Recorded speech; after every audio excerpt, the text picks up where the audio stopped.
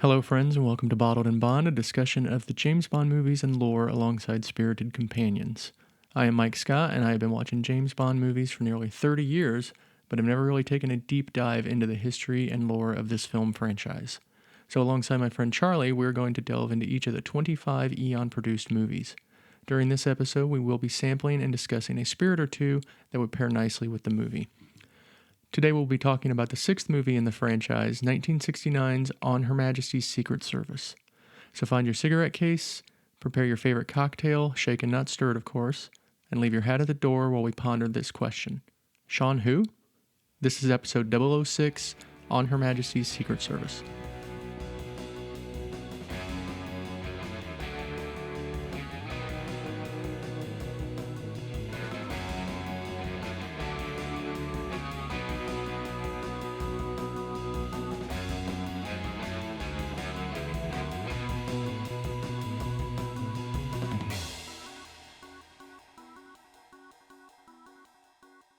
Charlie, welcome. Thank you, Mike. Good to see you. Yeah, you too. About to go on a long trip, I hear? I am, yes. Texas? Going to Texas. Austin, Texas. I've never been there. So Austin, I think you'll have fun in Austin. Yeah, I've heard. It's a cool little Should be town. good music, which I love. Yes, So. absolutely. We have two companion beverages today. The first one we're going to be sampling here in a second, which we did have a little brief taste of without any additives before this. It's called Tempest Fugit Creme de Cacao. Time flies. Is that what that means? Tempest Fugit. Oh, okay. Time flies. There's a good Yes song called Tempest Fugit. Of course there is. Mm-hmm. Cream of It's probably cocoa. it's a Yes song, so it's called Tempest Fugit. It's probably like 20 minutes long or something, Has right? to be. Has to be. Yeah. So we will be having that one, and later on we will be having some Hennessy. Which I only know from being mentioned in the Humpty Dance. Nice. I'll tell you, that really tastes like chocolate. That is much better with the club soda. Yeah, it's not as syrupy. Yeah. So And it's a good chocolate taste. I can see that it would be great to mix in with many other things where chocolate taste would be good to have. So we pour it out of the bottle, and it literally is like pouring Molasses. syrup. Yeah, it was crazy thick. Yeah.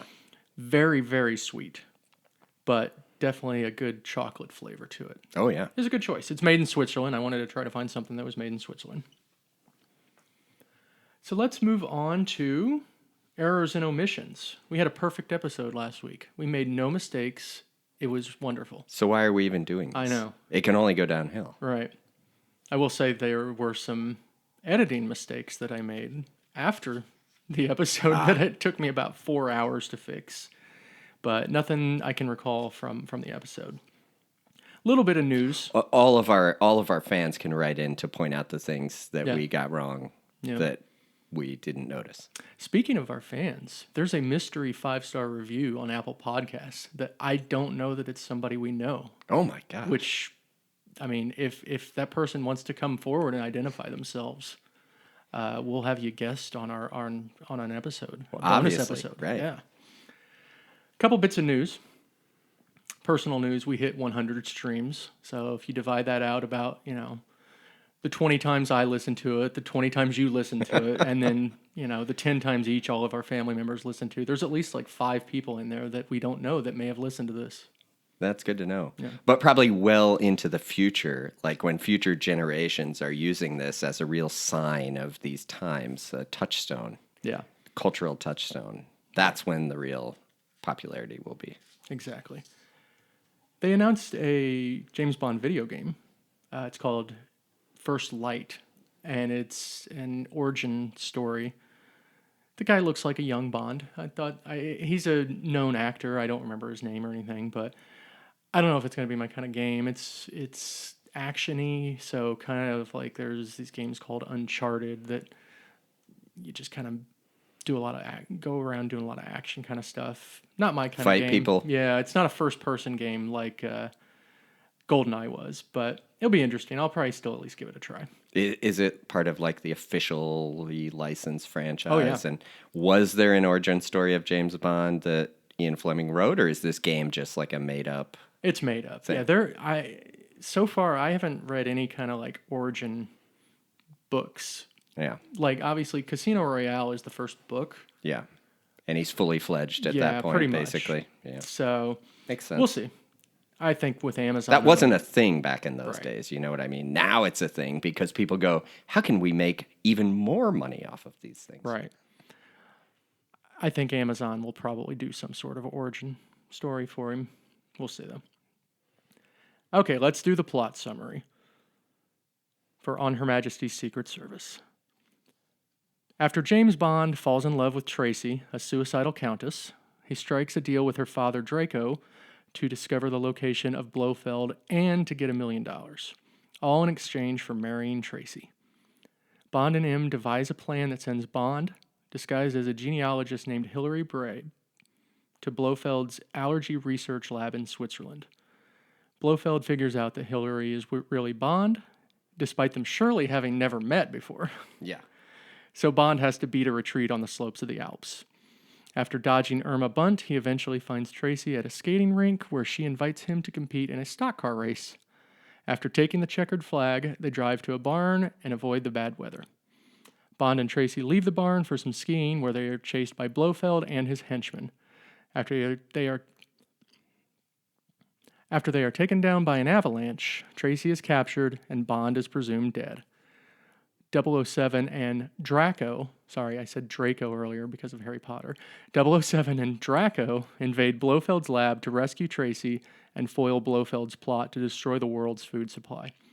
The attack is successful and Blofeld escapes in a bobsled, is pursued by Bond, and somehow miraculously survives hitting his head on a tree going 60 miles an hour.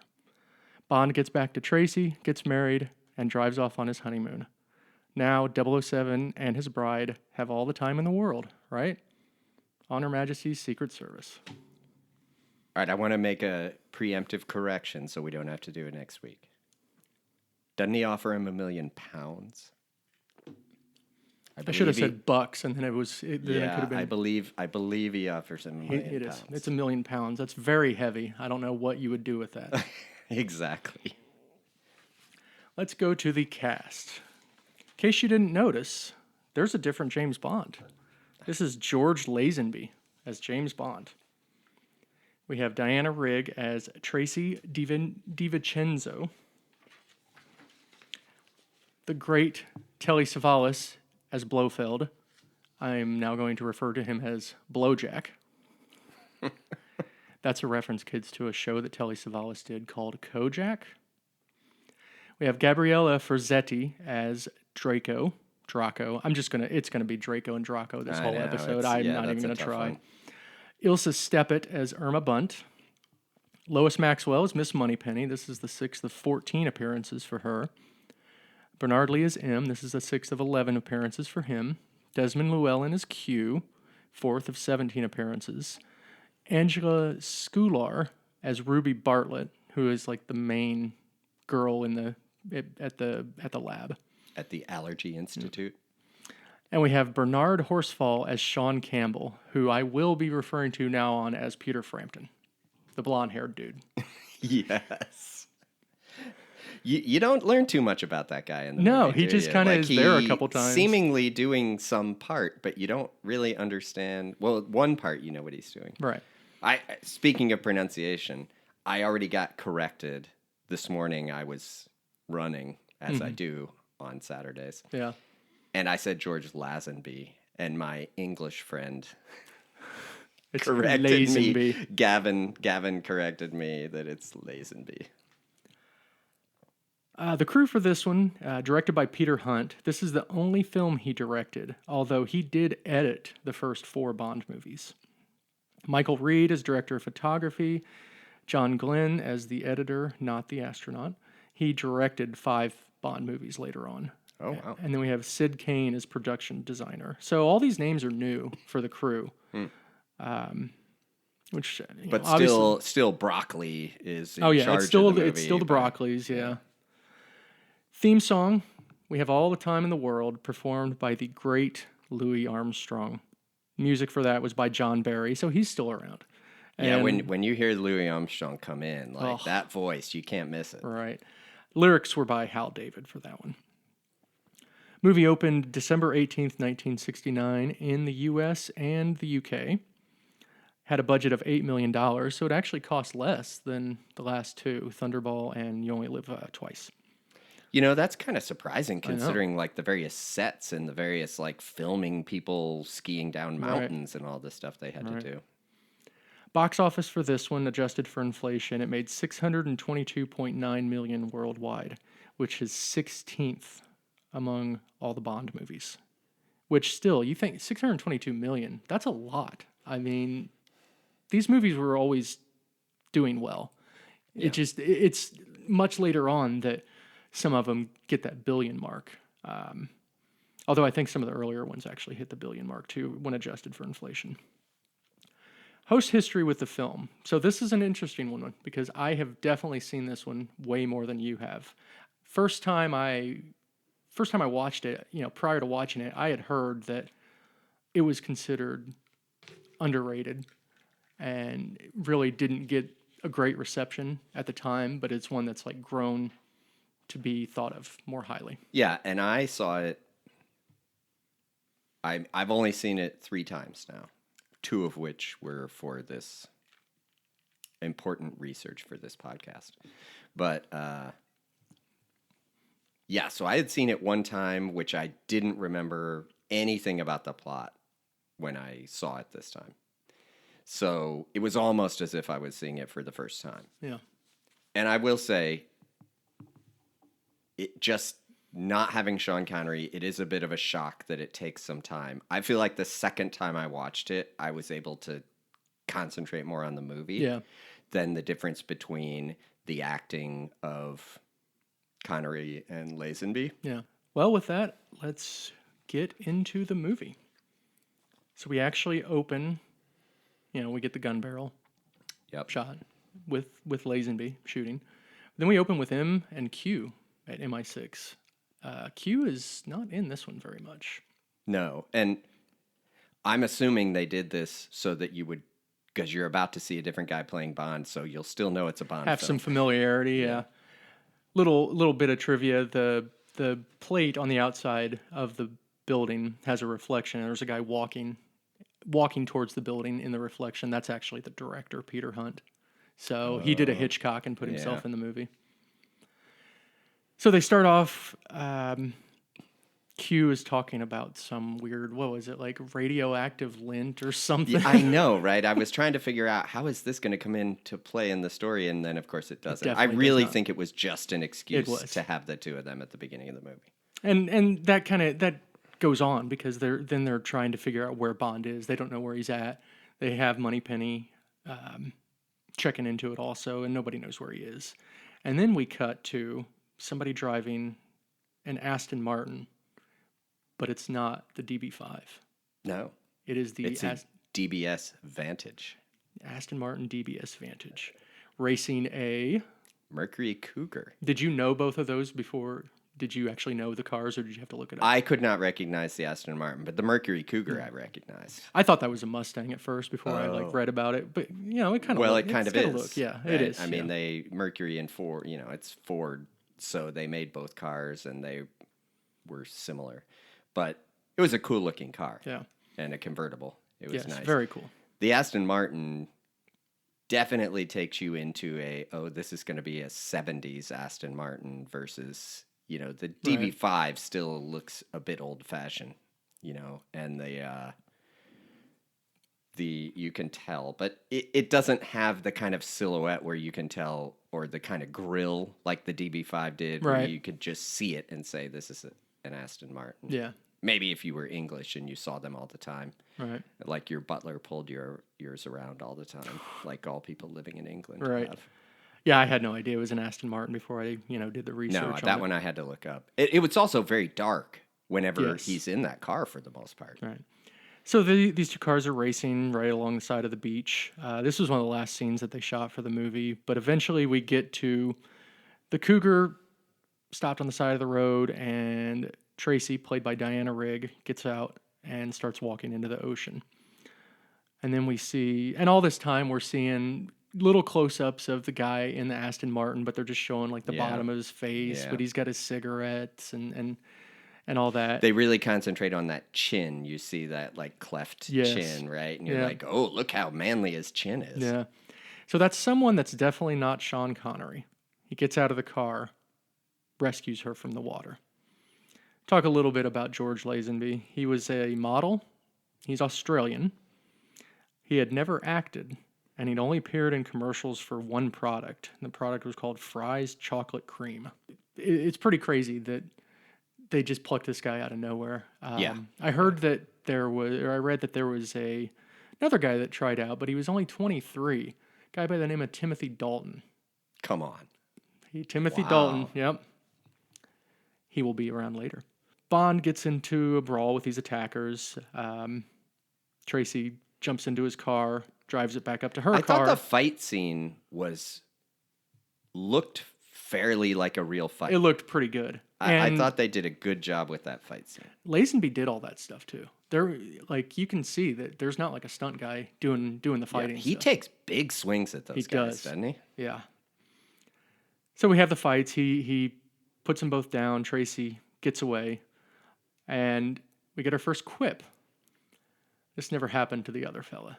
I love that, and this is the only time you're ever going to see Bond break the fourth wall, because then he looks at the camera. Yeah. I loved it. I thought that was very good. Yes. So we get the opening titles, and they wanted a song called "On Her Majesty's Secret Service." They couldn't figure out how to make one, so they just did a tough one. Yeah, they just did a score for the opening titles. Yet again, to ease people into this new Bond, they showed all these little clips of villains and sidekicks and stuff from the first movies. You can tell we're in 1969 though, because it's fairly psychedelic. Yes. And there's some psychedelic parts in the movie too, and pretty nipply too. Very. I mean, yes, very. They were not trying to hide that these women were topless, with whose silhouettes we saw. Must have been very cold during that shoot. I guess. So now we get Bond arriving at his hotel, and I keep going back and forth on this. In the book, it was in France. In the movie, it was shot in Portugal. Yeah. So I'm going to say that it took place in Portugal in the movie. Our millions of listeners. Well, I mean, there's a bullfight later, so and that's clearly in Portugal. Yes. So it kind of makes sense. Right. Bond, we get this shot of Bond looking at the pool, and then it turns to night, and then you see the reflection of Casino in the pool water, which I thought was pretty cool. In the book, that's Casino Royale. Oh, interesting. Yeah. So Bond heads down to the casino. We see that wonderfully racist, I shouldn't say wonderfully, that terribly racist little jockey, the little black jockey figure in the lobby. And it's like, what was even the point of those? It's embarrassing. Know. Bond goes in and starts playing his usual card game. So we're even seeing like parallels to Dr. No with this, where they're kind of introducing him the same way they introduced Connery. Yeah. Tracy walks in, places a bet. She's wearing a fairly low-cut outfit. She is. I guess I should stop here and just talk a bit about Diana Rigg, since this is like our main introduction to her. She was famous for the lead role in The Avengers. She actually took over for somebody by the name of Honor Blackman when she left The Avengers to go do Goldfinger as Pussy Galore. Oh. Yeah. She was also in Game of Thrones. She was like one of the main people fighting against the Lannisters in King's Landing. Lady Tyrell. Wow. Older lady, yeah. So Tracy walks in, loses. She doesn't have the money to cover it. Bond covers for her by saying that, they had an arrangement beforehand to, share the earnings. So he also has no ulterior motives. No, definitely in doing that. No, this is a new Bond. He would never. No. Stay tuned. He goes to find her. They sit down and he orders a Dom Perignon 57. We still haven't gotten that Dom Perignon sponsorship. It'll show up. Some will show up in the mail from one of our many listeners. Will gift us some, I'm sure. A lot of back and forth talk between Bond and Tracy. She doesn't take any crap. She is pretty strong-willed, and is not really, taking anything from him, but she still ultimately gives Bond her room key. A room key. Right. I know, right? I mean... So then we see Bond go into Tracy's room, and she's not there. Some other guy is, some big, tough guy, and they fight for a bit. And like I said earlier... Pretty good fight scene. Lots of stuff gets broken in that room. Again, Lazenby, he did most of his stunts, and I think he did pretty much all of his own fights. So we get another quip, and this one's really, really light, but I still am going to put it. He says, "Gate crasher, I'll leave you to tidy up." Because he, crashes him into some sort of like awning or something. Yeah. Some kind of... Also, through that cool... like 60s weird knot wall, just the thing gets stuck on his head. Oh, yeah. Through that hole and everything. Yeah, pretty classic. Bond takes a little bit of caviar before he leaves. Why didn't we get some... We should have got some beluga caviar. We should get Have you ever had caviar? I've had caviar. I think I had it once. I used to have it all the time growing up in my upbringing. Naturally. No, I've had it like probably twice, just randomly. Bond gets back to his room now. And Tracy is hanging out there, and she's almost, hanging out there, if you know what I mean. Yeah.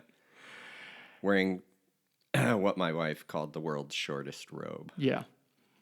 Bond dons the world's shortest robe a little later. Yes. The next day. Yeah. So she has Bond's gun and is pointing it at him. Again, she's just not taking any crap, but, Bond grabs her wrist, takes the gun out of her hand, and this is where Lazenby pulls a Connery and slaps her in the face. But if you have a gun pointed at you, I mean, maybe. Yeah, I mean, it's crazy. So they obviously have chemistry, and they clearly are just this is their foreplay. But we get a slap and tickle number 1 after a literal slap. Out on the deck. Yeah. On the balcony. And that stuff looked very comfortable. The linens, there was a bed on the balcony. The linens looked very soft. Bond talking about perfumes. He's very impressive in that way. Next morning, we see Tracy gone. She does leave her francs in the drawer that Bond gave her at the I just casino. want to point out that he's wearing his watch. He looks at his watch to see what time it is. He's in bed. Yeah. He wakes up. She's not there. He has nothing on. Right. But his watch is on. Well, my watch would tell me to stand up at 3 o'clock in the morning if I kept it. They didn't have that back then. Well, maybe he did, but... Maybe. Yeah. So she left the money in the door, and like the Lannisters, Tracy always pays her debts. There's my little Game of Thrones callback for her. But his gun wasn't in there. No. Bond checks out and gets abducted, leaving the hotel, and he's escorted away in a Rolls-Royce convertible. That's a good-looking car. Yeah, not too shabby. Yeah. So now we get to Bond meeting Draco. Okay, I just want to say. Yes. I felt the car scene, they were trying too hard. He was essentially talking to himself, and he was trying to make like 85 quips and be funny in the car. Yeah. It was too much. Yeah. So when I'm watching for the first time, I'm like, oh my gosh, they're trying too hard. These writers needed to just lay back a little bit, have him not say something for 2 seconds. They're desperately trying to keep the audience comfortable with the fact that it's a different guy. I know. I found that uncomfortable because he was saying too many things trying to be funny with these guys. Anyway. Yeah. So Bond meets Draco, who is Tracy's father. And here's a little thing I don't know if you noticed. So there's a little person sweeping the floor. I saw that. Did you hear what he's whistling? No, I did not. He was whistling Goldfinger. Oh, that's awesome. Which I didn't catch either, but I read it. Now, here's something else that didn't age well. For whatever reason, the director said, "I want a midget." And that's why he's in that scene. Wow. Yeah, it's like, come on. So we get a lot of, Bond fighting the 3 guys, taking all 3 of them on really well. A lot of quick camera cuts, which is just a director's, trick to kind of make the action look a little more intense and everything. And now we meet Draco. And as I said, Gabriel Ferzetti, He was also in a movie called Once Upon a Time in the West. He was overdubbed. He had a pretty thick accent, so he was overdubbed by somebody else. Well, they did a good job. Because Yeah. that one I didn't notice. Some of the overdubs are so obvious, but also he looks perfect, like a some kind of crime boss. He definitely. I mean, does. he does a great job, and that room is pretty awesome that they're in, with that big fireplace and everything. Yes. That room is. I'd like to hang out in there. So Bond throws his little knife at the calendar. I thought it was really cool that we don't see what he threw it at exactly until Draco puts on his glasses and it comes into focus. Yeah, it was a good idea. Yeah. Cinematically. Yes. So they have a bunch of exposition. There's talk about a lot of talk that will play into the plot eventually. But Draco, he is the head of one of the biggest crime syndicates in Europe. They talk about how... Not the biggest, though. No, not the biggest. That's Mr. Blofeld. Blowjack, I mean. Mr. Blowjack. We get to hear about Draco and his wife. His wife died when Tracy was 12. Talking about how Tracy is just she's a loose cannon right now. She got married and the guy died in a car wreck with his mistress and she's just a wreck. In the book, it's even sadder. In the book, she got married and had a kid, and then the kid died. So it's clear in the book why she's suicidal, having depression and just basic. You sort of start. It explains the first part of the movie where you see, and like even in the casino where she's not even concerned with her actions. Yes. Right? She bets with no money. Right. She sort of understands. Like she clearly, I guess, probably knew that those guys are from her dad who are after Bond. And all that kind of stuff, but she obviously just has sort of lost her will to live.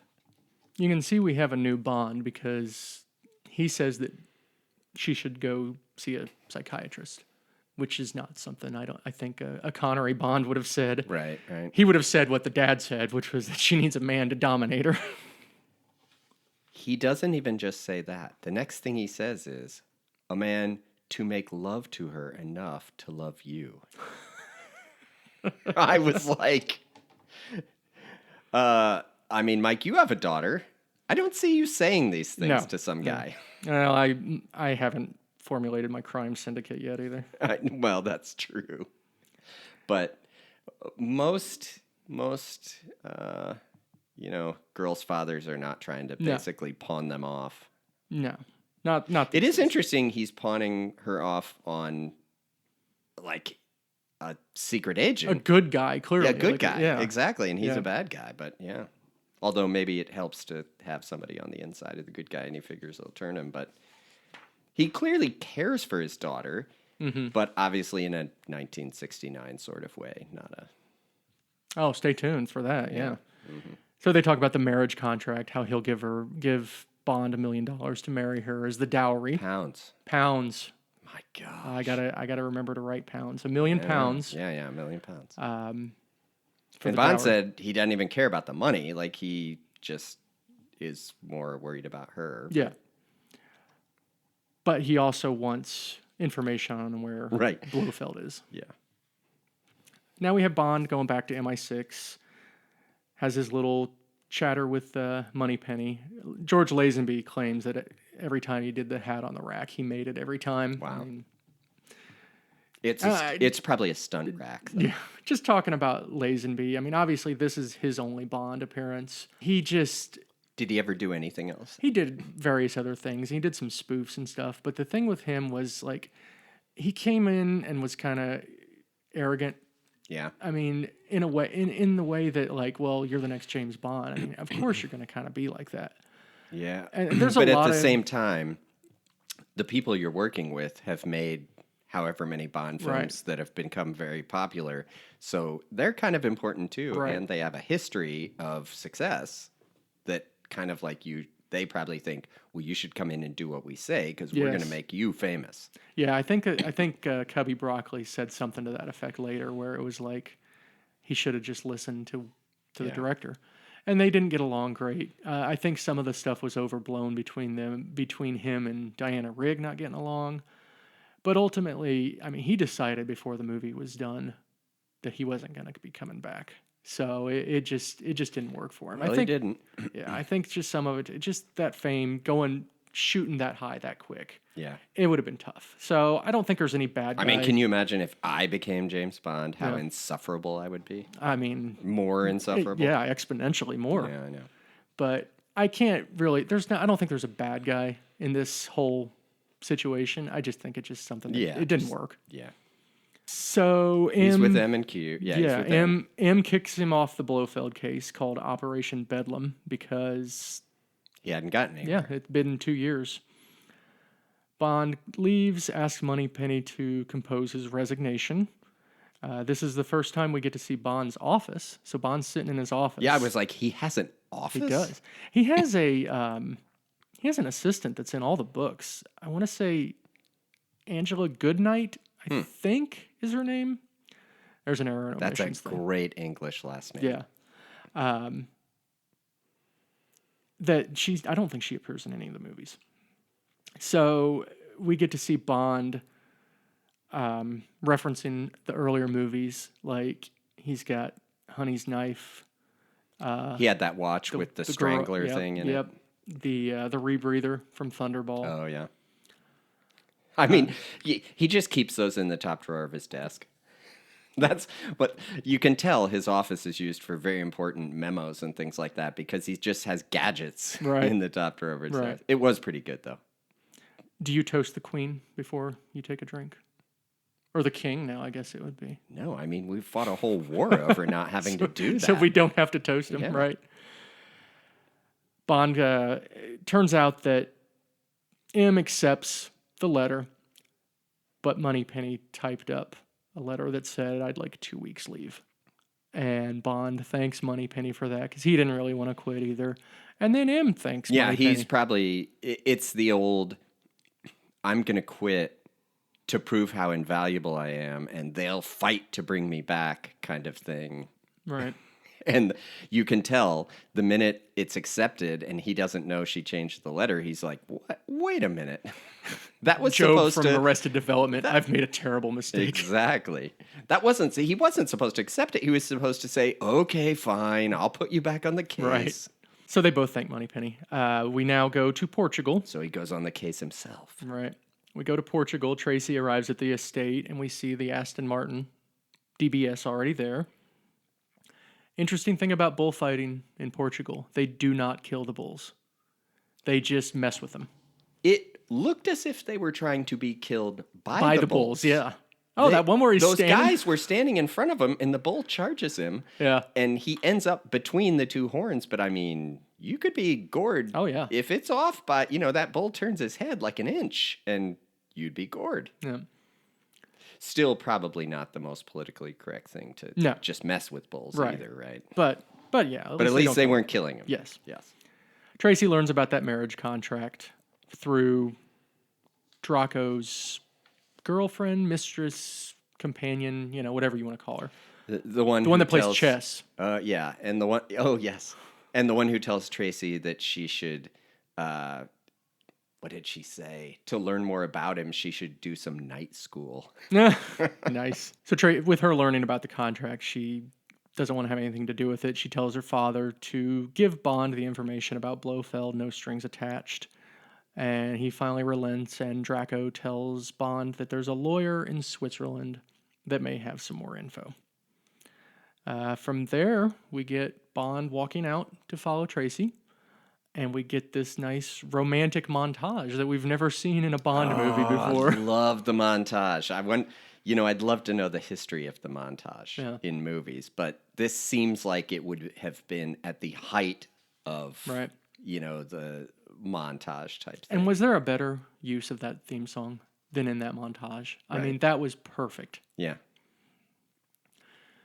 Now we're into Switzerland, and we have Bond, Tracy, and Draco all driving. All sitting in the back seat of that car. The dad looked very uncomfortable. It was like a Rolls Royce, I think. I mean, so it probably is a little wider than your typical car, but it still looked a little bit awkward. Bond is going to infiltrate that lawyer advocate's office. This is where we see Peter Frampton for the first time, helping out the good guys. Yes. How do you like how they sent the case up to the... Yeah, that was pretty good. With that, like, big crane thing. Yeah. I mean, that it was pretty seemed good. like it might have been unnecessary, but at the same time, it's fun. Yes. I mean, he could have carried that case in and no one would have... Right. I mean, he walked right past that guard in the lobby and nobody said anything to him. So he could have walked in with it. But that was, unnecessarily complicated ways of doing things is what Bond films are all the about. MO, yeah. Yeah. We get our first and only gadget of the movie, and we didn't even get Q to introduce it or anything. So it's the safe cracker that also has photocopy Xerox machine. Yeah. That was pretty good. Xerox is not paying us for this, so we can't say their name. Photocopy. I just cut myself. I gotta get Band-Aid. Hang on one second. It was probably a photostat back then. Yeah. Band-Aid, Q-tip. Band-Aid. Oh, I'm about to sneeze. I need a Kleenex. Yep, exactly. Yeah. The photocopy machines, they were pretty rare then. So people probably thought that was a pretty cool gadget. One that size would probably have been rare. Yeah. Like, I'm guessing that they were gigantic ones back then. And obviously the dial was way too big for that little tiny one that Bond had in You Only Live Twice, where he cracked that safe. But it was nice that when it opened, there wasn't a big alarm that went off like there was in the last movie. No, exactly. But he did have plenty of time to read Playboy while the safe was being cracked. We'll get to that here in a second. We had a brief interlude with Draco and Tracy talking, and Tracy admitting that she's in love with Bond. So yeah, Bond's... It's what a good montage will do. You go through a montage, you're definitely going to be in love by the end of that thing. Absolutely. I was disgusted by that scene with him looking at that magazine. I mean, why was he not reading the articles? That's the only reason you get Playboys, for the articles. Obviously. To learn about the Playboy philosophy on life. Reference great Simpsons episode where Bart finds a Playboy with all the pictures cut out, so he only reads the articles and starts living life with the Playboy philosophy. Yes. Very good. Check that out, kids. So Bond making copies. Well, there was an SNL reference. Yeah. Was that centerfold Angel? Was Angel the centerfold? Yeah, nice. I looked up who it was, honestly, because that was like the February of 1969 episode or something like that, I think. Yeah, February 1969 episode of Playboy. Of course, the internet knows that, right? Oh, yeah. You just say which Playboy was in on Her Majesty's Secret Service, and it tells you. Bond gets the information he needs, puts the briefcase back in there, and Peter Frampton gets it back down. We go to... This is one of the few times we see this in a Bond movie. I think it's going to come way later, but this is M's home, Quarterdeck. Wait, what? The name of the place is called Quarterdeck. That's what his house is called? Yeah. Okay. Everybody has a name, over there. Yeah, I guess so. That sounds more like, the captain's quarters on the Starship Enterprise or something. Right. Though. Right. Just wait till you watch Skyfall.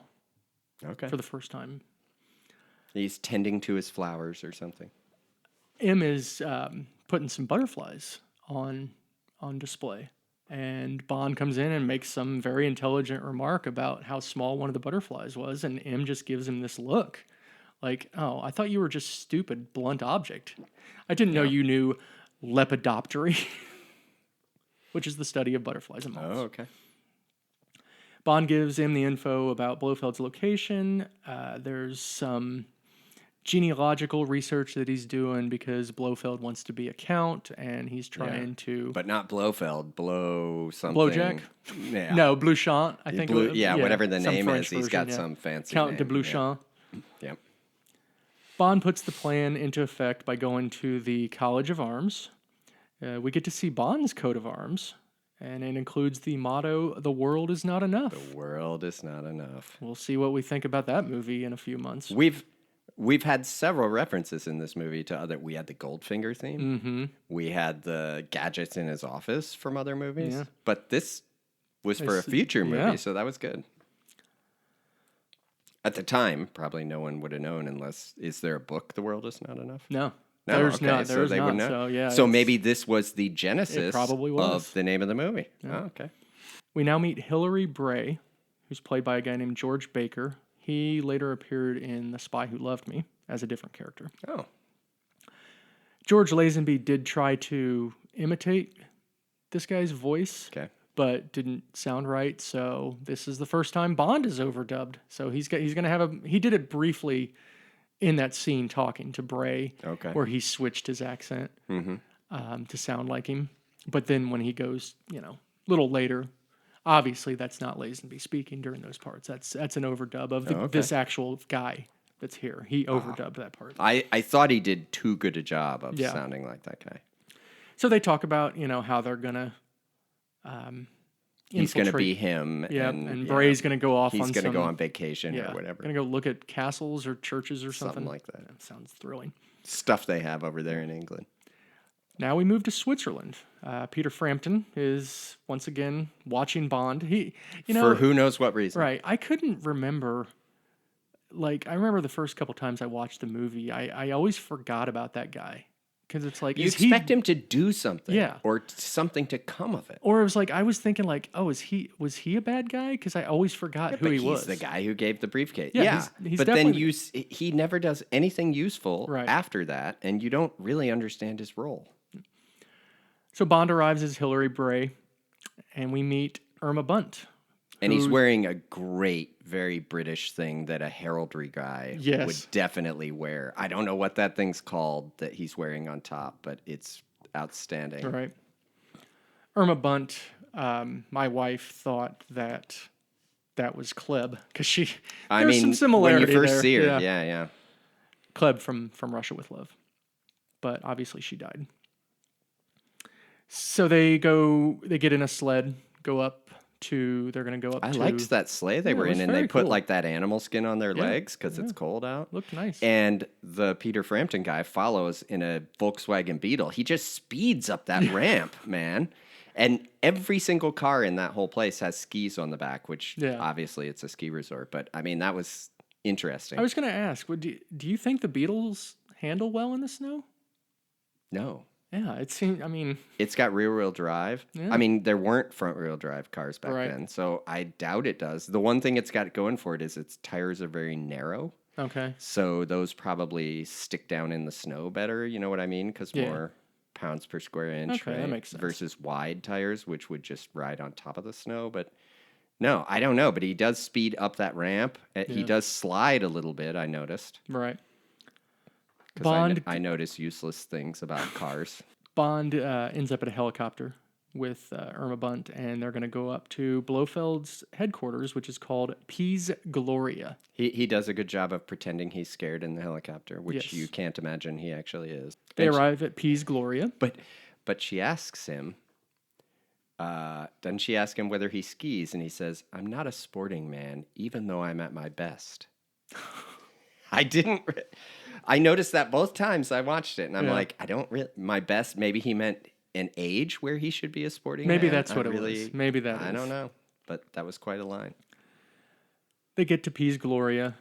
Little line that Bond said that I liked, just because, obviously he was talking about that place. Yes, we live in a world full of avarice and deceit.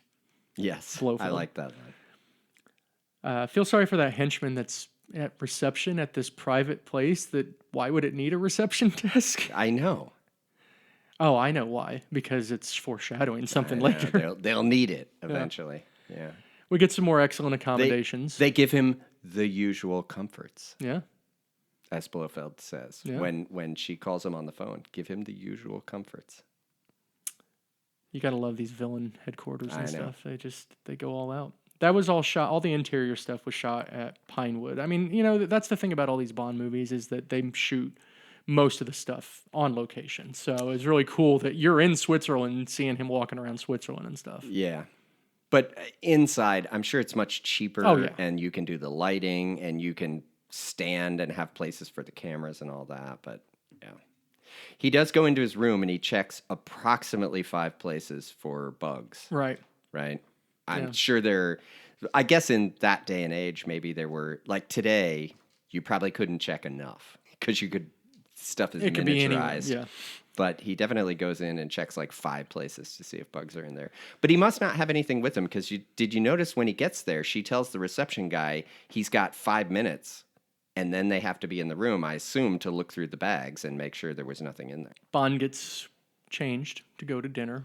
I mean, we should have gotten kilts, just like we should have gotten kimonos. We should have gotten... I really need a kilt. You know, I went to a Renaissance fair one time, and I don't know what kilts have to do with the Renaissance. People at Renaissance fair wear kilts, and they sell many kilts.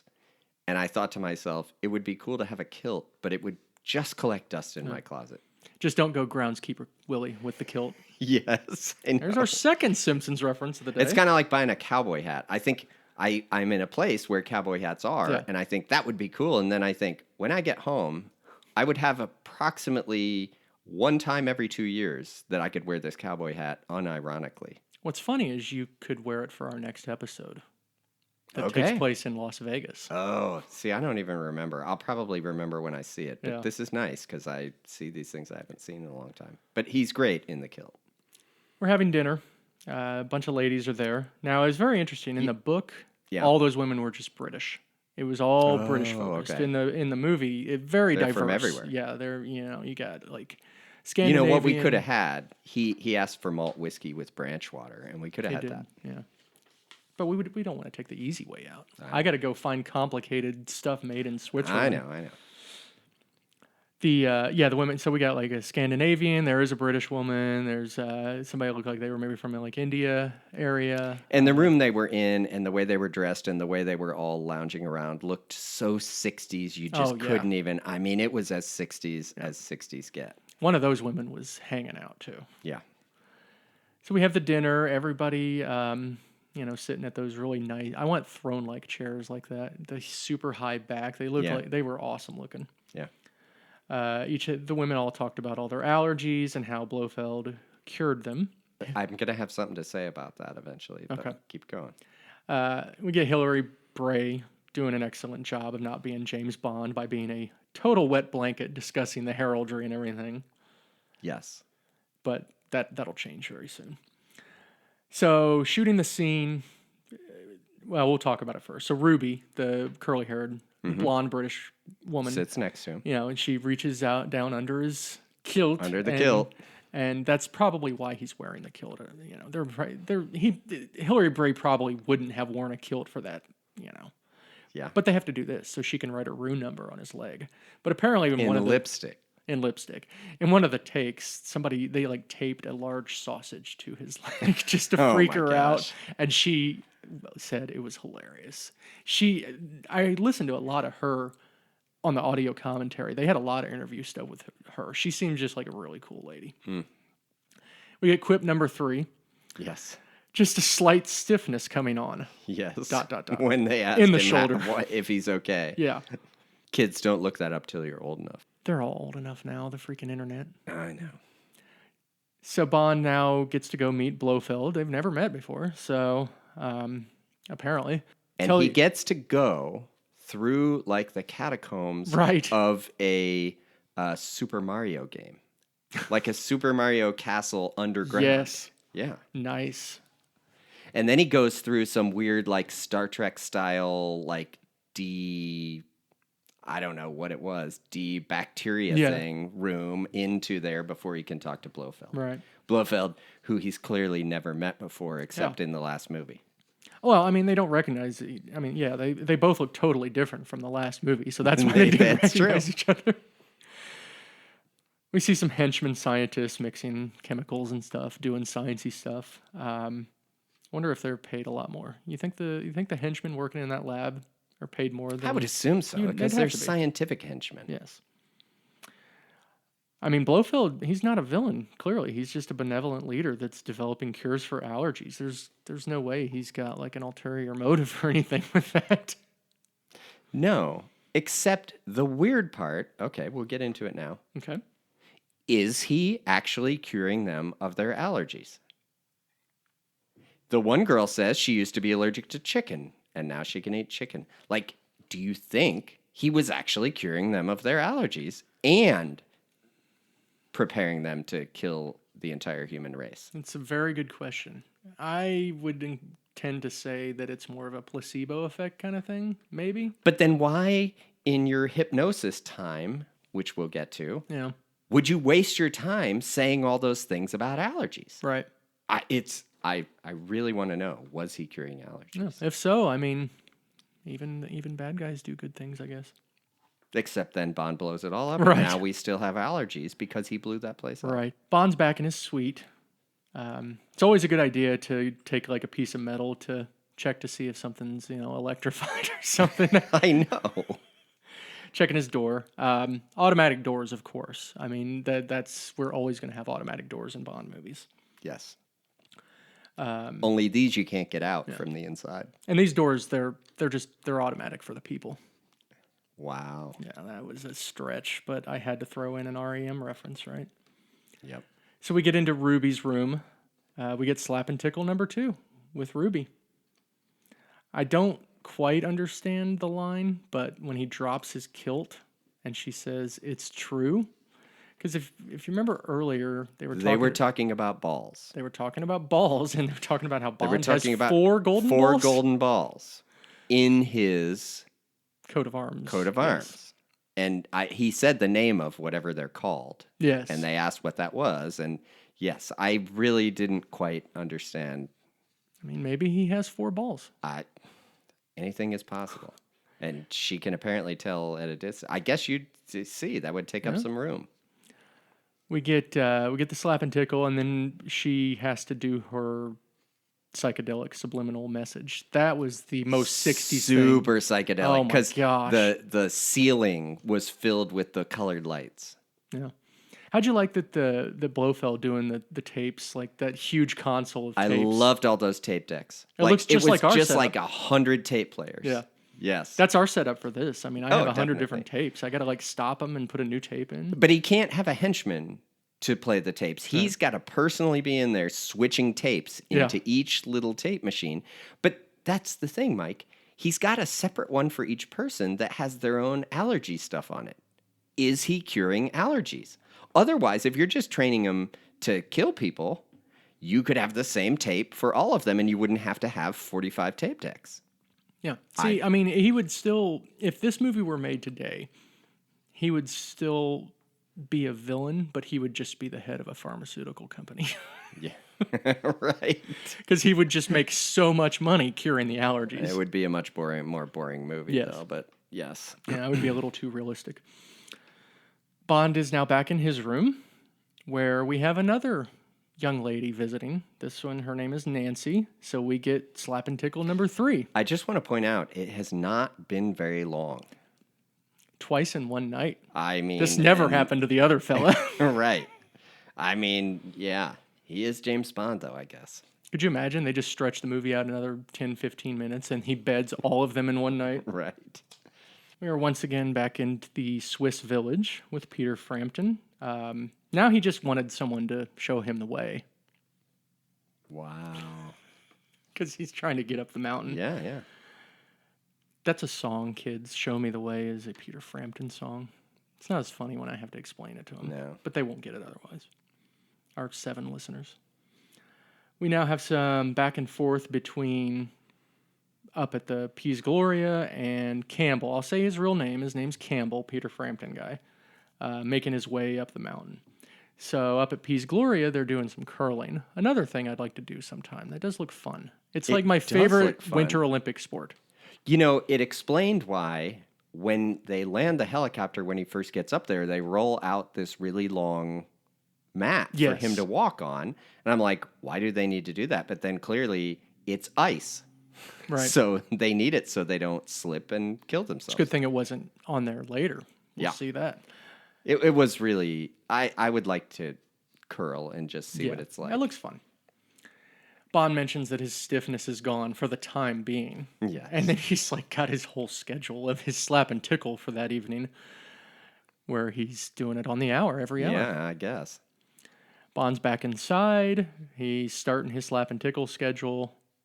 So we get Slap and Tickle number 4. Oh, wait. No, we get Irma Bunt. I assume. No, he didn't. He definitely didn't have the time. Could you imagine? My gosh. No. Like they go through the whole slap and tickle, and then she reveals that she's Right. exactly. Fancy meeting you might be able to tell. Fancy meeting you here, Fraulein. So Bond gets knocked out, and then he wakes up in Blofeld's lounge. And yes, because why would Blofeld kill him? Instead, he will explain his entire evil plan. Villain has to him. Yeah. Did you look at how he's holding his cigarette through this whole scene? Yes. What is that? I don't know. It was very strange. All I could think was so that when he's pointing at Bond, he doesn't like burn him with the end of the cigarette. But it was a very odd, so weird way to hold that. I've never smoked a cigarette, so I don't know. But I mean, yeah, even I could tell that just was so awkward. So now we get Blofeld's true plan, which is not benevolent, shockingly. He's got some plot to cause total infertility of cereals and livestock all over the world. That could be damaging. Could be a problem. Yeah, that could really harm some stuff. At this point, we do get to see Campbell has been killed, and they're dangling him from a cliff. Yeah, Bond didn't seem too concerned about it. He didn't. Looks like, Frampton doesn't come alive in this one, so... And that was a matte painting in the background of where he was dangling there. Bond has a little fight with the henchman, and then he gets thrown into the wheel room. Which no one could ever escape from. Right. It's like, why? But, I mean, he could have ruined the entire gondola, right? I mean, he could cause all kinds of trouble in there. If you're Blofeld and you have this whole compound, wouldn't you have like a room that you could put somebody in that is inescapable? I mean, all the hotel rooms, all of them are electrified. Yeah, right. But that doesn't advance the plot. And you have guns. Yeah. I just want to point out. Anyway, so they put him in there and say, well, our job is done. Right. Lazenby did all of his own stuff in there, too. Climbing around on the cables and everything. Yeah, it didn't look particularly easy. And I do have to remember now, if you need gloves in an emergency, tear out the inside of your pockets. Yeah. Makes sense. That was quite a move. We go back and forth between Bond doing this, and then the women are all getting their Christmas presents from Santa Kojak. He's got nice little boxes for all of them.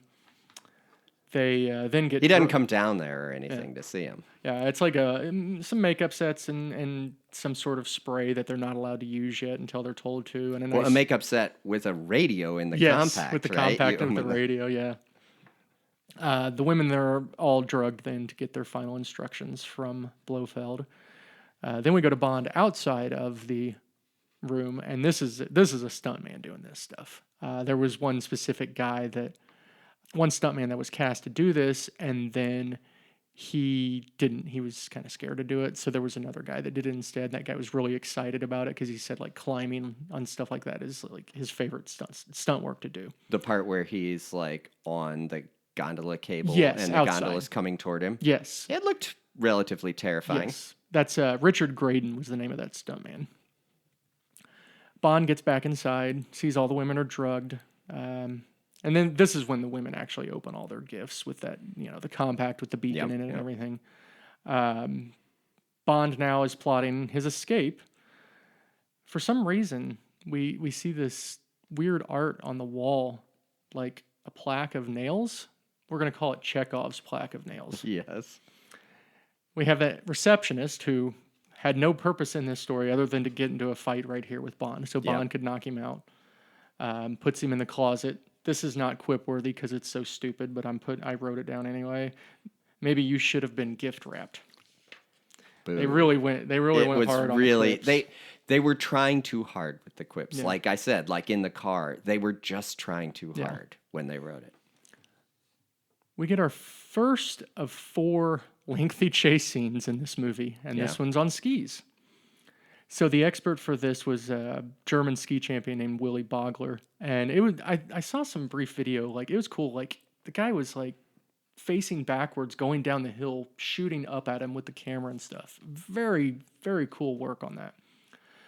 We get back and forth with Bond, and then a little bit with Blofeld, who decides he's going to chase after him. We do get to see Mr. Bigglesworth briefly. Yeah. He does make an appearance.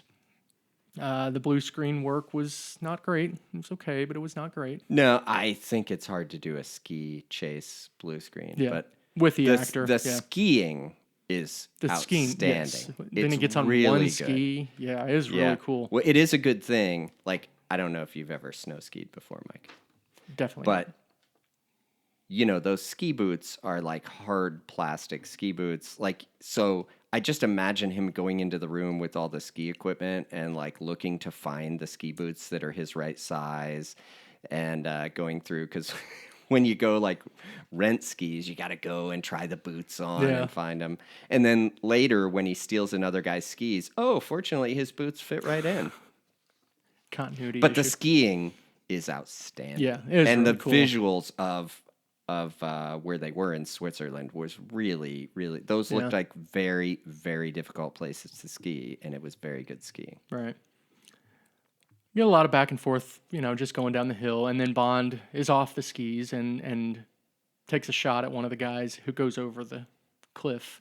Yeah, that didn't look too fun. I wondered how they actually did that. I know, because looked really it really good. did look like a person falling down The only thing I cliff didn't through like the air. about it was that the guy didn't explode when he impacted. I know, right? That would have been awesome.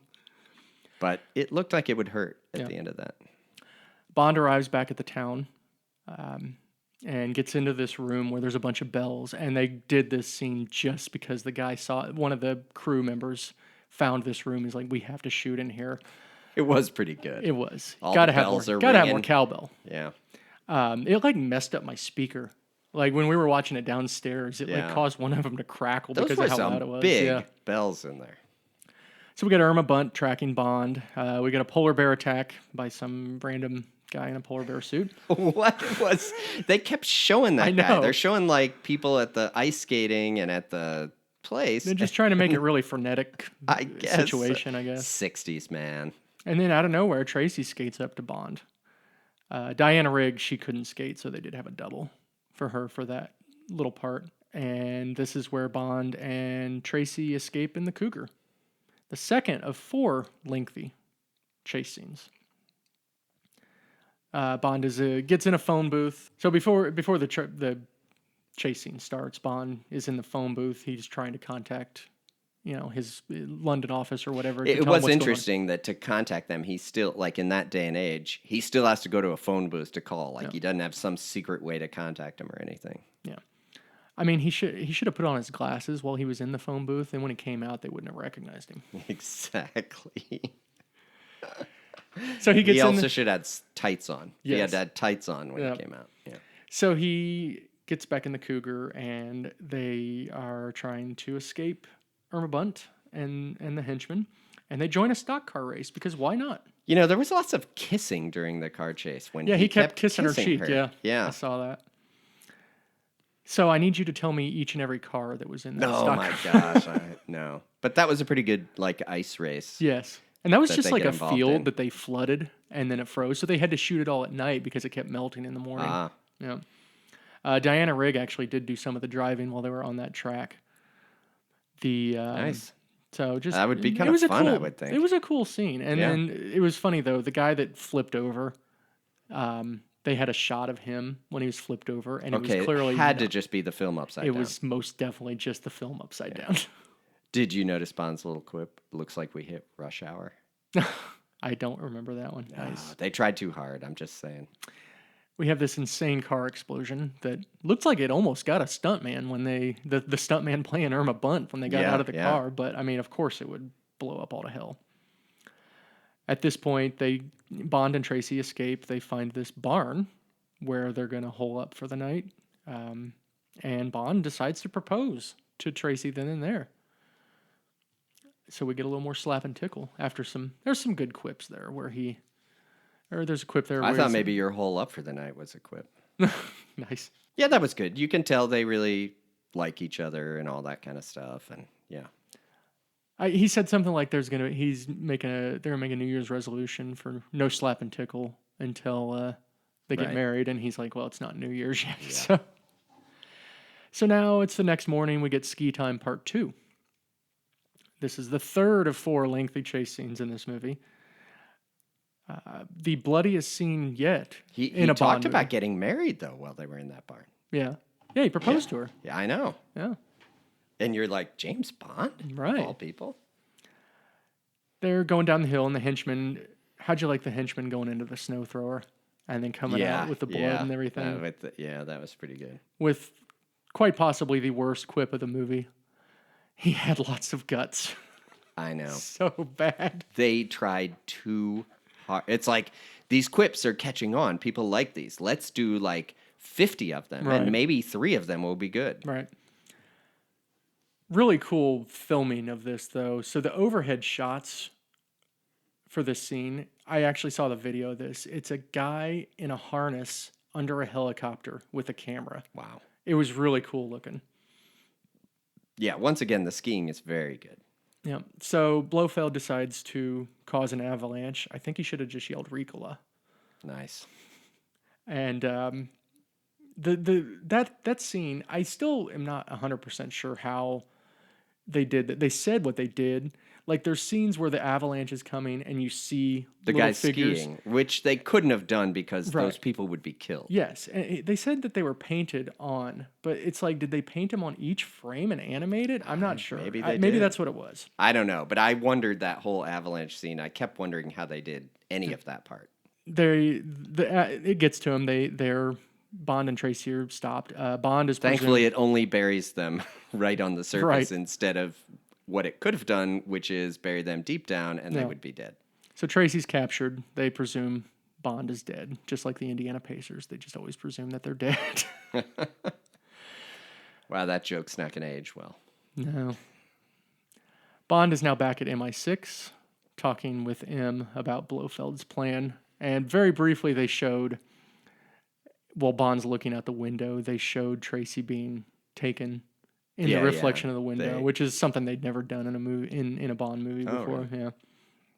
The UN is going to agree to Blofeld's ransom, full pardon for all past crimes, and official recognition of him as Count.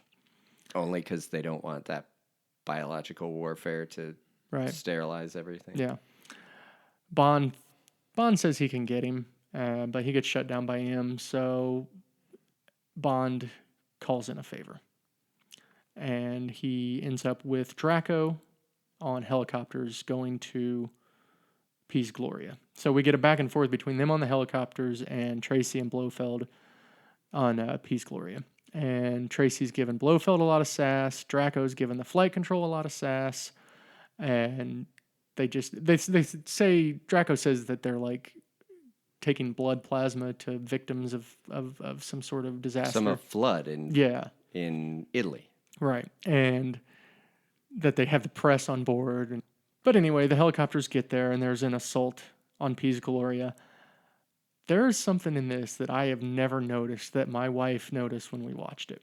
Oh, yeah? When the helicopters are flying in, there's one to the far right of the frame that as it gets maybe like a third of the way into the frame, it just vanishes. It disappears from the frame. I'll have to show you after. Freaky. Because it was very weird. And I never noticed it, but she saw it immediately. So we're getting some fighting now. Tracy throws a wine bottle at the guy. I mean, who throws a wine bottle, honestly? Diana Rigg used some fighting skills from her Avengers days in that fight with Gunther. And that was like a professional Russian wrestler, that actor. Oh, really? Yeah. And this is where we get to see the spikes in use, where she shoves him up against the spikes on the wall. Yeah, that looks like it hurts. I'm going to put some spikes in my house for just such an occasion. Yeah. Bond then goes hunting for Blofeld. Then who throws an Erlenmeyer flask, honestly? That guy just chucks that chemical thing at him. I know. Throw a Florence flask. Bond gets photos of all the brainwashed women. Blofeld, of course, showing his bravery as always by running away. Draco and his men are setting bombs to blow up Peace Gloria. Tracy wants to go back in and find Bond, so Draco, being Father of the Year, punches. He knocks her out. He really does. I know. Oh. Exactly. I mean, he clocks her so that she passes out. That's one way to do it. Yeah, and then he says, "Spare the rod, spoil the child." Yes. Oh my gosh. So now we get the final chase scene. We get the bobsled. In the book, it was a skeleton. Bond was on a skeleton, which is much more terrifying. Yeah. I mean, it's called a skeleton. Of it's course, head first, too, yeah. The professionals doing all that were from the Swiss national team. There's an advisor that would go down every morning to make sure that it was all clear of debris or other people or stuff.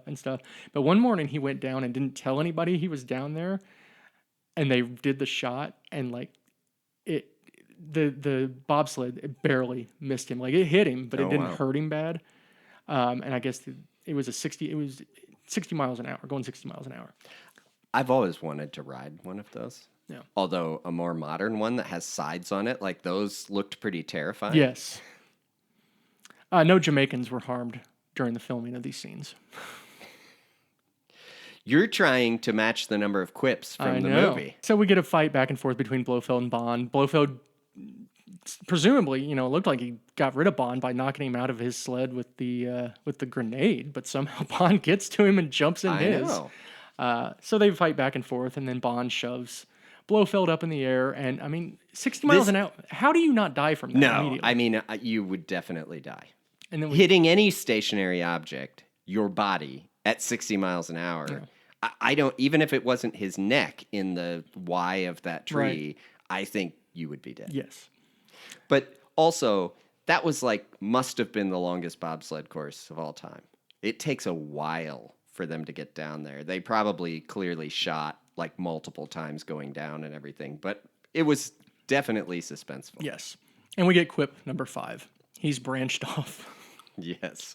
Which I do love that one. I mean, you say quip number 5, but if you go back and watch the movie, you could pick out a lot more. This is Mike's official quip number 5. Yeah, right. I was disappointed the sled didn't explode when it crashed. Right.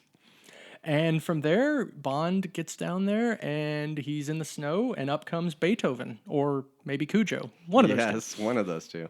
And Bond tells him to go off and get him some Hennessy. And that is where we are going to stop and get our Hennessy.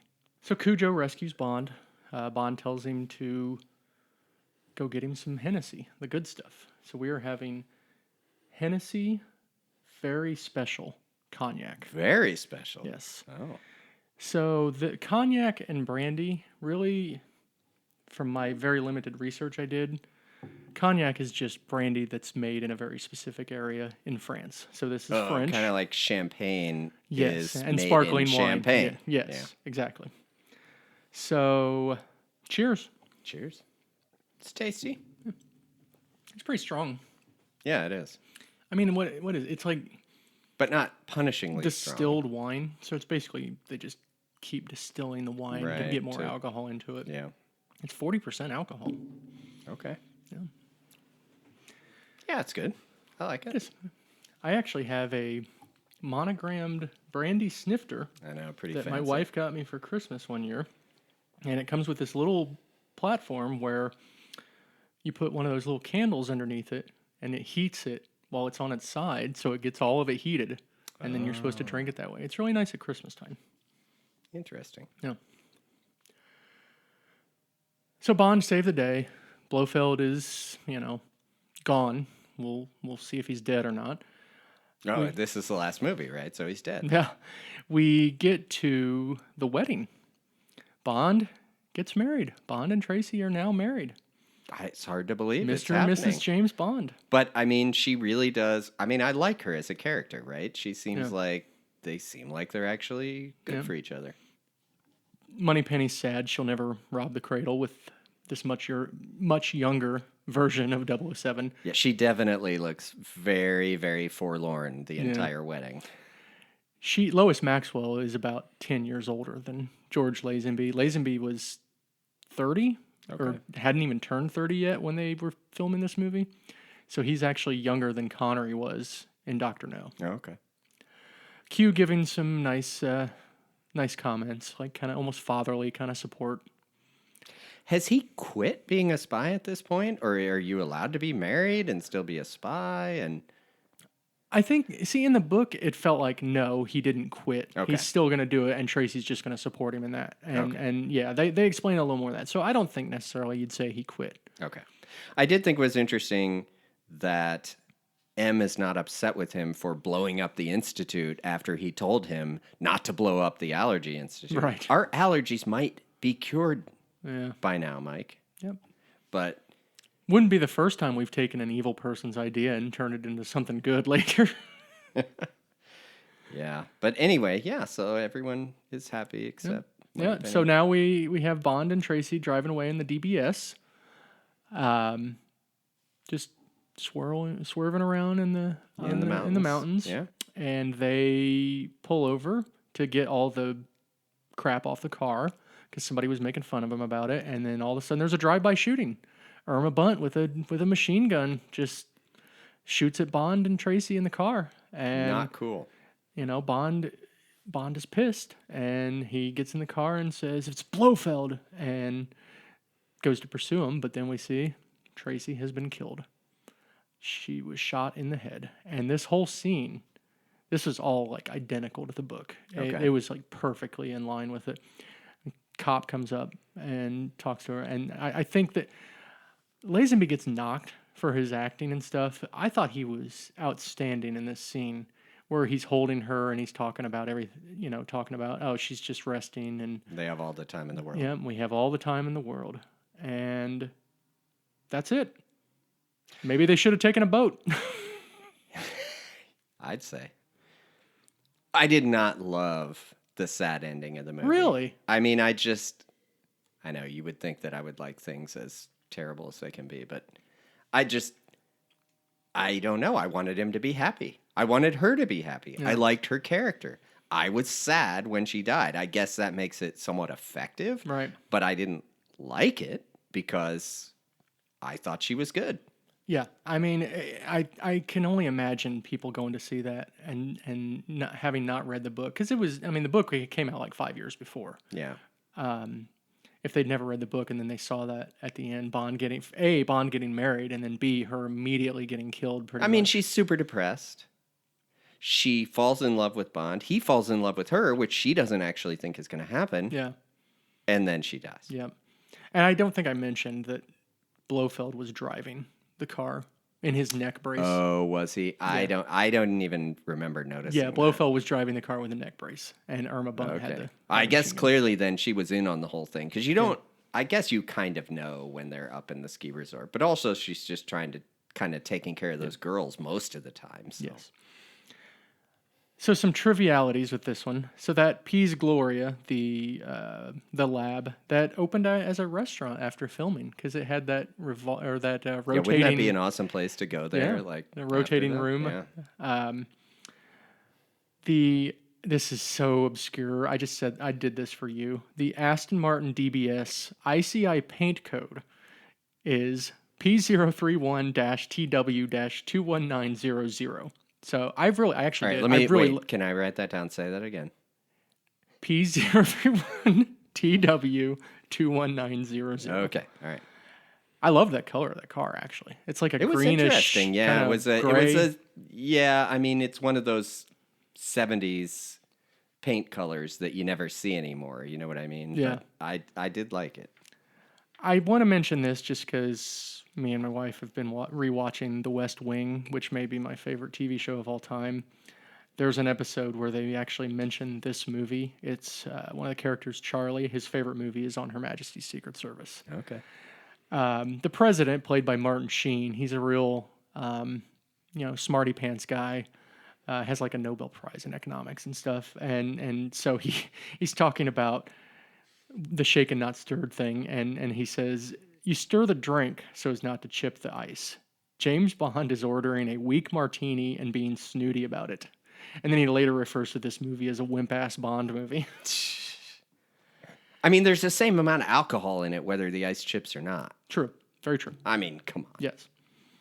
I don't know why he cares whether it's shaken or stirred, Don't frankly. insult President Bartlett, though. He is my favorite president ever. Final thoughts and rating. So I'll talk about a few of the things I liked. I thought Lazenby was great. I don't get the knocks on the acting. I mean, maybe a little stilted. I don't know. He was a little stilted. Let me say this, though. if I had only watched this once, and I don't count the time I saw it a long time ago because I didn't remember it. Mm-hmm. When I watched it the first time recently this week, I just couldn't get over it. I could not that get it over wasn't his Connery? acting. Well, his acting. his acting, really? it's a little bit dry. Mm-hmm. And the other thing is, I have a hard time not holding against it all those quips they make him do. But I think those need to be held against the writers who just tried to go a little crazy, especially that scene in the car. But when I watched it the second time and I had kind of become used to him instead of Connery. Yes. I liked it better. Right. So, yeah, I'm glad I watched it the second time.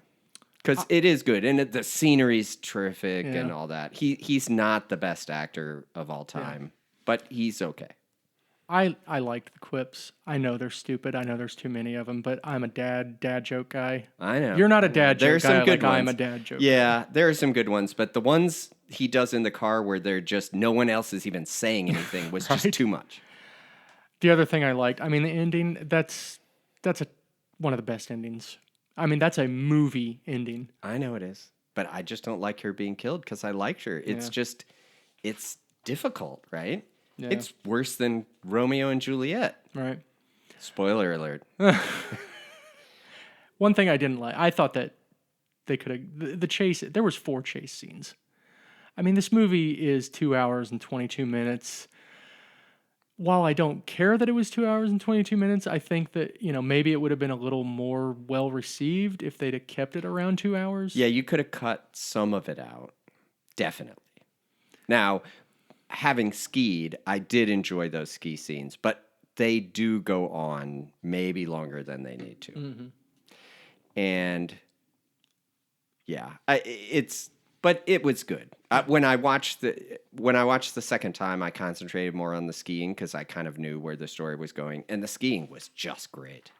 Anything else you liked or didn't like that you wanted to mention? Well, I loved that place at the top of the mountain where they were. Piz Gloria. Gloria. It really was good, and I loved the helipad doubling as the rink ice for the curling, and how about that? Telly Savalas was good as Blofeld, I thought. Yes. Right? How about that shot of Bond when they're invading and he's sliding on the ice? That is great. That was pure cinema. There was no reason for him to do that other than to get a good shot. Other than that would be cool. Yeah. Hey guys, this would be cool. But it is cool. And because you think to yourself, I would like to try that. Yeah. Right? I mean, that's the kind of things guys like, right? Yeah. They're like, it's kind of like my friends and I used to, speaking of skeleton, we used to take a skateboard and we would lie down and put the skateboard like under our chest and we would go head first down this hilly street. Oh, jeez. Right? It's idiotic. Oh, I did that too. Obviously. It's idiotic, but it is pretty awesome. You're practically on the ground. I did that when I was 6, and I have the scar to this day because I fell and I rolled down that hill. Yeah. That's the last time I ever tried to skateboard or be on a skateboard because I was doing the same thing. I was going head first, belly down. Yeah. It's totally stupid, kids. Don't do that. Don't do it. At least put a helmet on, which we didn't even really have back then. Right. But yeah, the sliding on the ice, that would be great. I would love to do that. And you were just old enough because Marty McFly invented the skateboard back in 1955. So. Exactly. On a tangent, that thing Marty McFly had with the wheels on the bottom and it had a crate. Yes. And then the handlebars were on top. I had one of those. Nice. That was a real thing. Are we going to do a mini season on Back to the Future? Clearly we must now. Yes. Because I have to talk about how I saw Back to the Future 3 when I was in the Netherlands, and it was in English dubbed in Dutch. Nice. Or no, sorry. In Dutch subtitles. Oh, Dutch subtitles. So I could still hear everything. That's funny. But it was Dutch subtitles, and yes, I was over there. Rating for this movie, out of 5 stars. This may not surprise you, or maybe it will. This is a 5-star movie for me. I love this movie. I think Lazenby's great. I think he's super macho, good action Bond. And I don't know. For me, I just don't recognize the bad acting the way other people do. I don't know. Maybe it just didn't bother me. Maybe it's because I've seen some really terrible movies with really terrible acting that it doesn't bother me anymore. So it's 5 stars for me. It's not going to be 5 for me. And if I'd only watched it the one time, it might have been 2.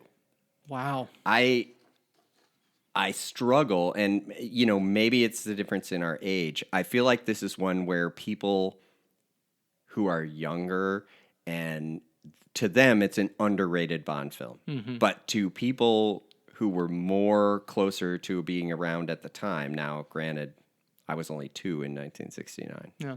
My brother was born like 3 days after this came out, I guess, or something. Oh, wow. But I just struggled with it. Okay. But I watched it the second time, and I liked it a lot better. Like, I think I just was able to put aside that it was a different person and just watch the movie for the movie and what happens in the movie. Now, I did miss the gadgets. Like, there was no reason for Q to be in the movie at all. Right. And there were no gadgets. So I do like the gadgets. Yeah. And obviously they made a conscious choice not to do that. And they will make that choice another time. I know. But so on the second watch, I would probably give it 4 stars. I did like it. I loved the scenery. Yes. I loved the skiing. So I thought, like, cinematography-wise, they did a great job. Like, it's got some great scenes in the Alps, and of the mountains and everything, and all the snow was really cool. And that was a great place at the top of the mountain that you had to take the gondola up there to get to that place. So I liked it, and the second time I watched it, I could put aside his acting a little more. Okay. Like, the first time it just hit me. Yeah. And especially because they start off with maybe some of the scenes where, like the car scene that really bothered me. I'm like, he's trying too hard. But then once you get into the spy part and he's actually doing all the stuff, the part with Tracy and the father, Draco, and up in the place, it was good. And Telly Savalas was good. So, yeah. Okay, well, let's do our rankings. We're going to do movie ranking last this time. Okay. Because I want to go through the other stuff first. So Bond Girl, Tracy, and Ruby. I think Ruby had enough of a role. I don't think any of the other women really did. But no, Ruby did. She did. So Tracy, I'm putting her number 1. I think she's tough. She has the most story. It's really close with her and PG. She's more of a 3-dimensional character than most of the other Bond girls are, right? She has a backstory that you find out. She has sort of a redemption arc where she actually thinks that she doesn't care. She's willing to do the Bond thing, even though she just assumes he's not going to fall in love with her. And then he does. And she's fairly likable. She's not just sort of like... A lot of the other ones are so confident that it's like a little unrealistic. She obviously, she doesn't seem like a real person, but more like she has an actual feelings and all that stuff than most of the rest of them. And she wasn't a spy or trying to do all that. So yes, I liked her a lot too. It is tough because she's not in the movie as much as you think. Yeah. Like she's not in the whole middle part of it. Right. But I agree. I would put her number 1. Wow. I thought she was great. I did think, I mean, Bond's even a little bit, you're like, if you're in love with this woman, why are you up here in just having sex with these other girls in this hippie allergy place? But like, so I kind of was like, I think that's not too cool, Bond, but... I think they elaborate on that in the book. I don't think they really like justify it, but at the same time, it's like, it was the job. He is James Bond. Yeah. But yes, I thought she was good. I liked her, and I thought the actress did a really good job kind of playing that emotional balance between being the mobster's daughter and being confident, but also just being sad and so forth. Yeah. Right. She was good. Ruby Bartlett, I mean... I'm counting her, but I mean, she's 9. She's like the only one that she's above is Sylvia Trench. There's not that much to her. I just wanted to put her on here because I thought the actress was really cool, and she had a decent amount of screen time. She did, and she got to say it's true, right? With conviction. Yes. Could you imagine being allergic to chicken? I know, right? I know, but I'm going to put her last because she sort of doesn't really. Not much happens with her, but she's okay. She does the little thing where she does the scene with the drawing on his leg and everything. Yeah. That's kind of funny, but okay. Yeah. Villain ranking, based solely on the fact that Telly Savalas is outstanding in this. Blofeld's number 1 right now for me. I'm going to put him above Red Grant. Really? Just because this is the most like fleshed out we get Blofeld so far. And they picked a perfect actor for it. The only knock against him was the way he was holding that cigarette. It was so weird. So weird. I'm glad you brought it up because it was so weird. And even like my wife, and by the way, dear listeners, all of you that don't know us, my wife's name's Tracy too. I know it's almost hard for me to hear you talk about Tracy. Right. Like it's just, I have to really compartmentalize, but yes. But as she will say, it's Tracy spelled the right way with an I. Do they spell her name in the movie it's or a just Y. in the credits? Yeah, it's in the credits. It's with a Y. Yeah. They hadn't come up with the I spelling back in 1969, probably. So now we go to sidekick ranking. Draco. I'm going to put him at number 2. Karim Bey is still amazing. Karim Bey is good. And he's a good guy. Yeah, I agree with you. But I liked the Draco character. He was, I mean, I guess he's dubbed, but still, they did a great job. He's interesting. He has stuff to do in the movie. He's ambiguous in that he is a bad guy, but he's also helping Bond, and he also wants his daughter to be happy. Yes. Like, he has a whole story. Right. Which I think is really good. He's kind of the world's most interesting man. Yeah, I liked him a lot. We'll skip quips for now because we got to kind of decide what we want to put for quips. I know, there's so many. Gadget, the safecracker.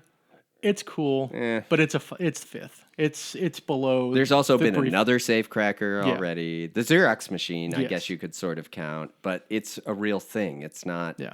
I mean, it's just a smaller version of a thing that already existed at the time. So dead last because the briefcase is better. It's got all those cool little things in it. Oh yeah, I'd take that briefcase any day. Theme song. We have all the time in the world. Not even counting that as the theme song. That is the theme song. Not even close for me. This is number 1 by a mile. Oh, interesting. Yeah. No, I'm going to put it below Goldfinger just because Goldfinger is so classic. I'm not saying it's a better song even necessarily, right? But it just, everybody knows that. It sticks in your head. But it is a very good song. I think also just the way they and use Louis it Armstrong. in this. Yeah. The way they use it in it, it's good. It's number 1 for me. All right, let's talk about the quips real quick. I think we got to limit to 2. Got. Yeah, I know. We can't have like 75 on here. I'm thinking This Never Happened to the Other Fella. I think that has to be in there just because of... What's the best quip of this movie? Just because, like, you almost laugh out loud when you hear it, and it's just strikes you so hard. Yeah, and him looking at the camera. Yeah. Okay, I think the other one should be Just a Slight Stiffness Coming On. Yes. That one is pretty good. So that'll be the 2. That's pretty good. So right now, for me, my number 1 is Mind If My Friend Sits This One Out. She's just dead. It just makes me cackle. I think they're on the way to a funeral. You've had your 6. I'm gonna put This Never Happened to the Other Fella at number 4 after you've had your 6 because I just think it's so different. But I like it. I like that one. So what? I'm actually gonna put it at number 3 on mine. Now, for me, my first one is. Apparently, I think they're on a way to a funeral, and then second is You've Had Your 6. Okay. But it's above Shocking, Positively Shocking for me. But it's a good one. And it's above Shocking, Positively Shocking for me, too, because I have that at number 4 now. Okay. So the other one, Just a Slight Stiffness Coming On. I'm going to put that one at number 5. So I'm going to put it right after this one. yeah, me too. Yeah. That's what I'm doing also. Okay. Yeah. That's it. It's very funny. It's, a little obscene, but, So now we it's go a to good one. we go to movie ranking. Where do you rank this one? I'm going to put it in number 4 for me. I know where you're going to put it. I thought long and hard about this. Long and hard, like Bond in that meal scene. Is this another quip?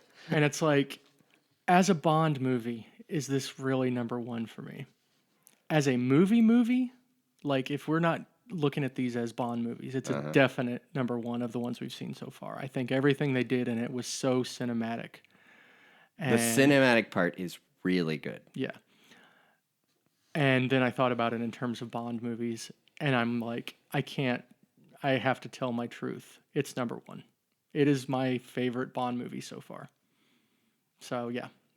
On Her Majesty's Secret Service. Wow. Well, now we have no listeners, so thank you for tuning in. It is interesting because it's one where, and I think this is going to be a generational thing. I think people who didn't live through seeing almost all the other ones before they saw this, it's going to be different. But it seems like it's the type of movie that has been better regarded with age. Yes. Because I think at the time, nobody thought it was better than any of the ones that had come out before it. And I think that just some of it was a bias. I mean, I'm not saying that people that don't like this one are wrong or anything. Everybody has their own opinion. I mean, you got to think, like, years had gone by where Sean Connery is James Bond and you're used to him. Like, it's jarring. Yeah. It is jarring. And again, I also do think the writers tried too hard. A little bit. And his performance is a little dry. But like I said, I watched this the second time, and I liked it better than I watched it the first time. But I can understand why people... You got to remember, back in those days, people saw a movie one time. Right. Okay? You have lived in an era where you've seen movies dozens of times. Yeah. I mean, I've seen this one at least probably 6 times. Right. But in that era, just like when I first watched it, you've seen movies one time. Yeah. And you don't have time to get over that factor of that it's jarring to see someone else doing it. Yeah. It doesn't have the gadgets. They've built you up to this is a James Bond movie. Yeah. And then you see this other thing, and it's hard for you to think of it as just a movie. Yeah. It's a James Bond movie. So I'm sort of coming at it more from that aspect. So I'm going to put it as number 4 for me. Not that I don't like it. Like I said, I liked it better on second watching. Okay. What did your wife think of it? She did not like it. Really? But it was the first time she had seen it. Oh, wow. And she's seen practically every other Bond movie. I'm just saying, I think that it's hard to put aside your notions of what a Bond movie is and watch it. Okay.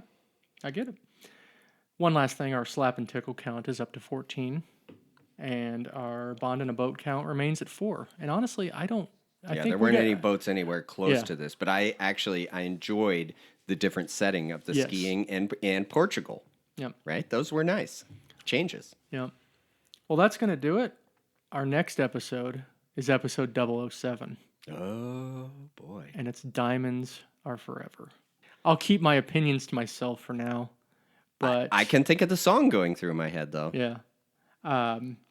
We see a very familiar actor back in the role of James Bond. Yeah. I'm sure that made some people happy. Lazenby, he was out. He did the one, and he's gone. He's done. The one thing about him, he wore a shirt that was too tight. I forgot to mention the puffy shirt. He wears a lot of puffy shirts in this. And they are too tight, and he doesn't wear an undershirt under them. And they're very thin fabric. Yes. And my wife did not like that.